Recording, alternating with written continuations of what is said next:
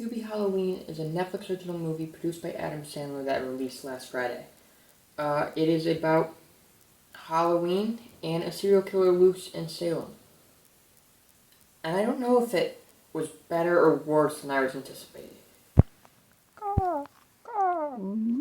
There's a demon in your living room, slipping up your chicken soup, hoping pray he leaves you soon. There's nothing much that you can do. You can run, but you can't scream. He will eat your family. Now I think you're gonna pee.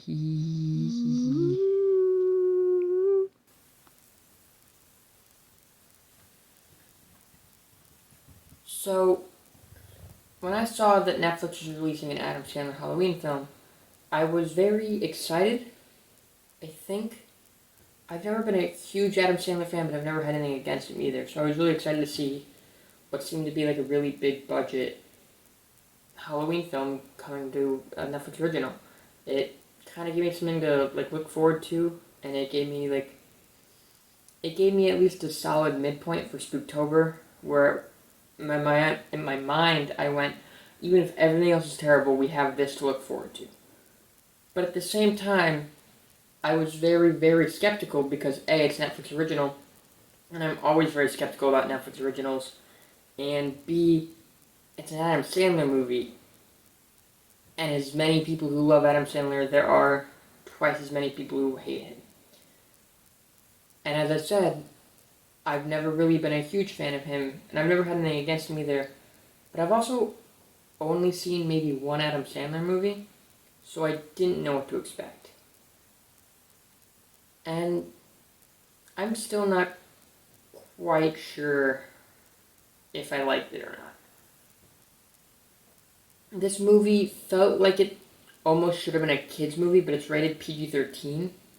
And basically this just allows them to swear. And that's the only thing they do with this rating. I think if this was a PG movie, I would probably give it a much higher rating. And I would be a lot kinder to it, A, because it has really good moral to it, and B, I think maybe little kids could find this funny. I don't know. Most of the jokes in this movie didn't land for me. And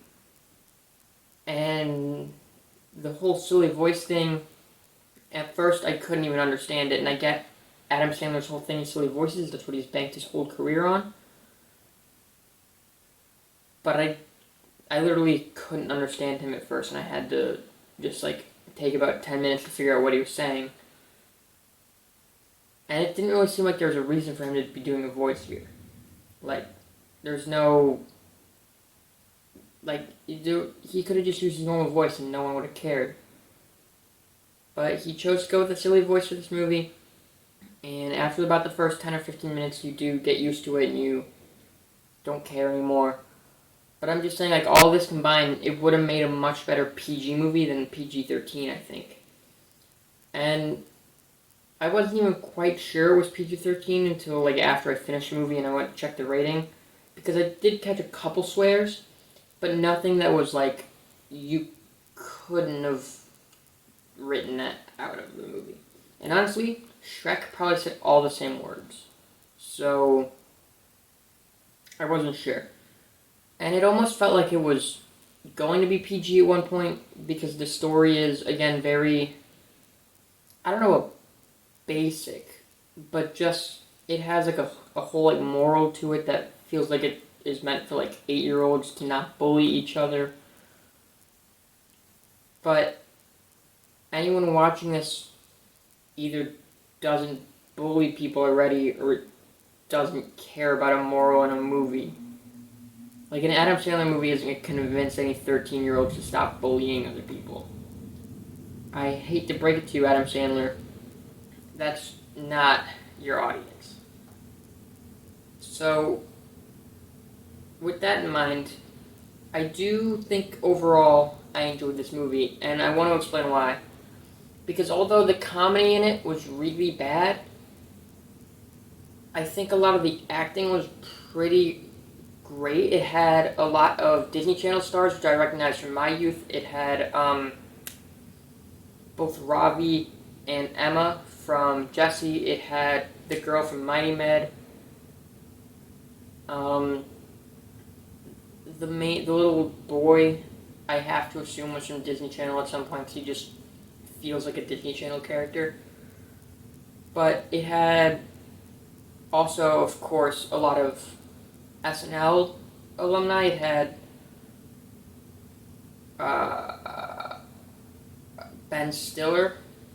It had these two people whose names I can't think of at the moment. And it had, obviously, Adam Sandler.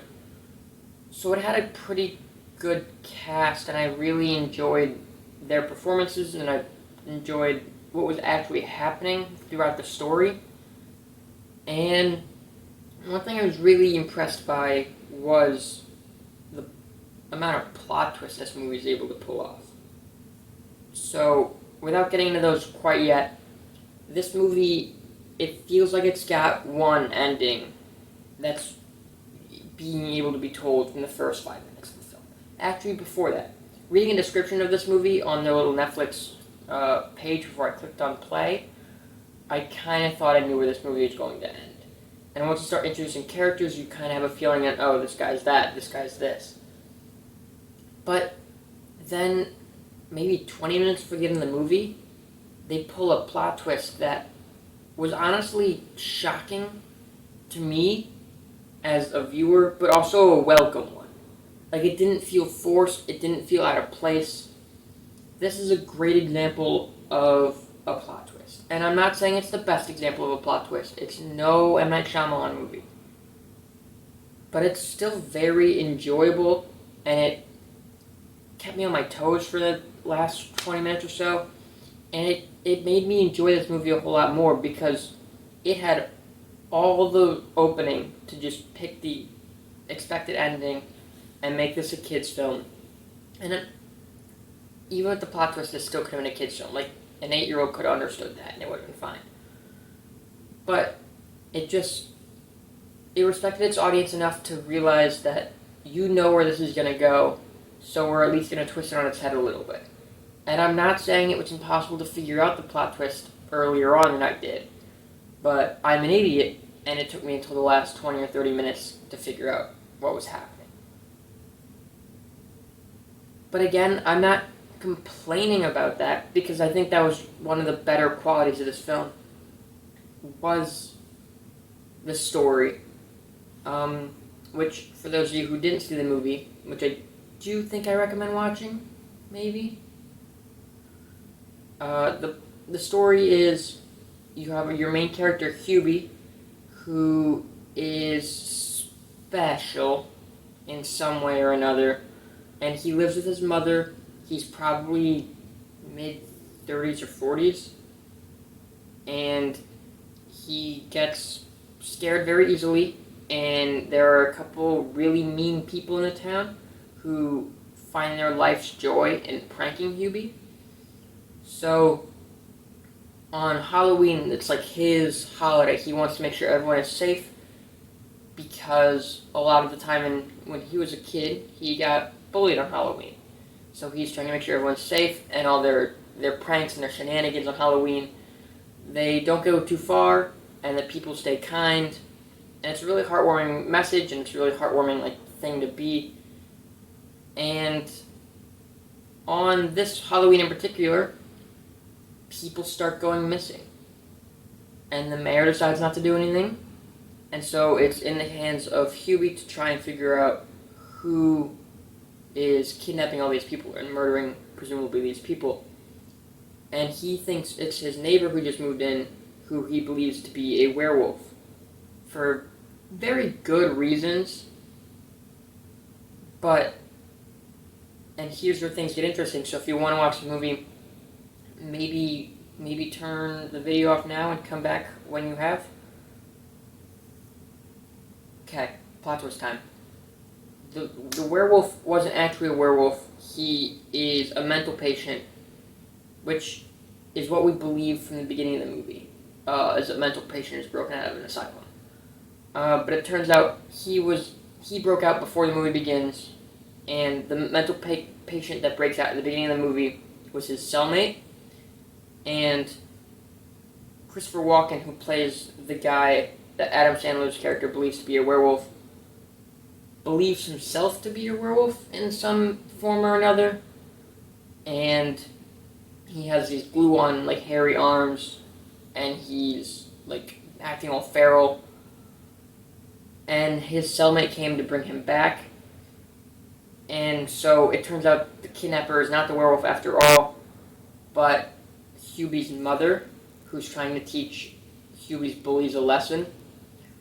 And the last like little monologue she has before she runs away into the night is, again, a very good like lesson to be had.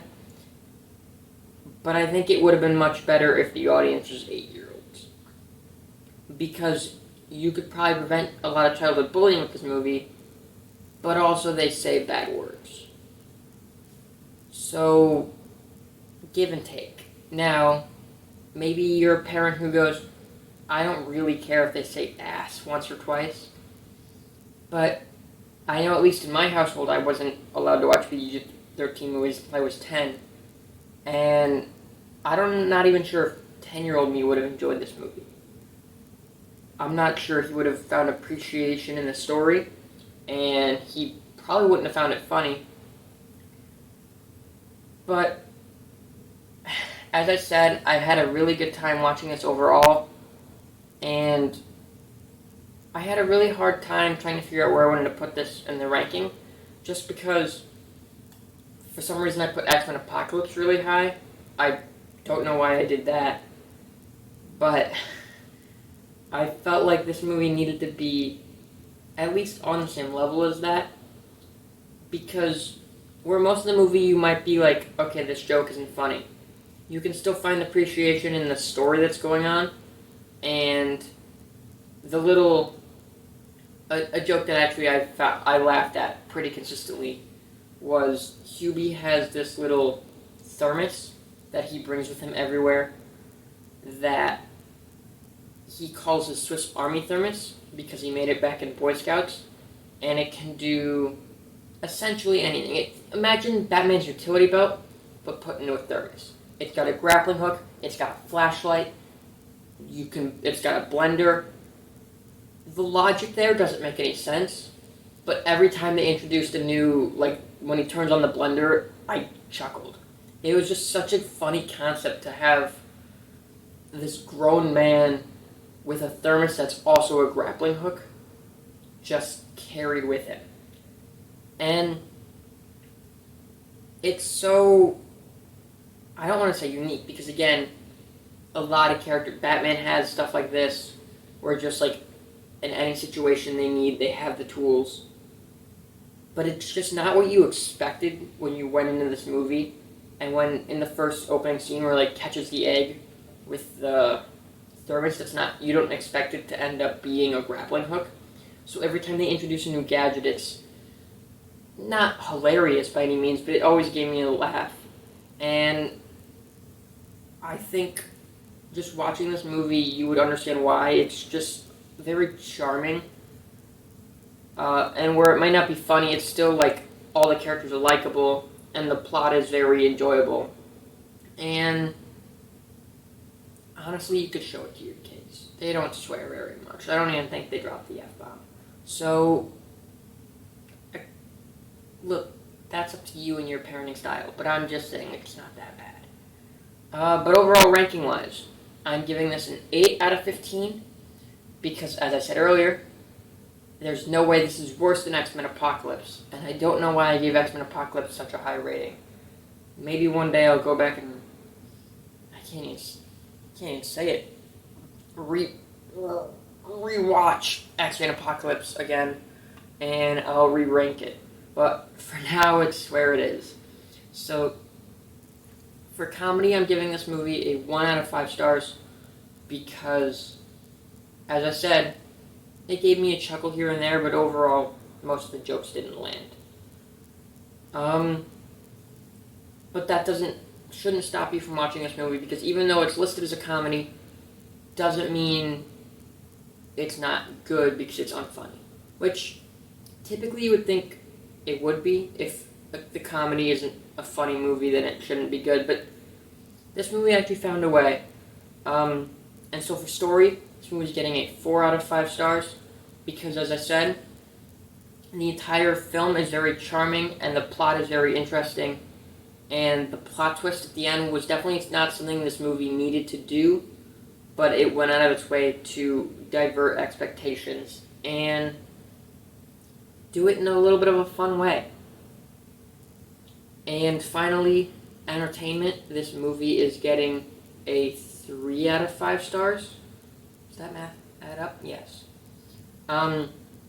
Because although it may not be what I was expecting to get into when I turned on this film, I had a great time watching it, and overall it was only like an hour and a half, maybe it was closer to 2 hours, I don't remember. But it's not that long of a movie, all things considered, and it could be much, much worse. I'm thinking ahead to Alpha and Omega 4, guys, and I'm really scared for this. I'm not sure. Okay, next week I just have to watch a really good movie to negate the bad effects that Alpha and Omega 4 is going to have on my mental health. And what's next week's movie? Oh, shit. That's fine. That's fine. I'm fine. Oh no. Anyways, thank you guys for watching. We do unscripted videos every Thursday and gaming videos every day, maybe. I don't know, they've kind of been falling behind recently because of issues I've had behind the scenes. And we have new podcasts every Wednesdays instead of gaming videos. So I guess gaming videos aren't every day anymore anyway. They're every day but Wednesday. But we have a new podcast called Two Guys Talk. We release it every Wednesday.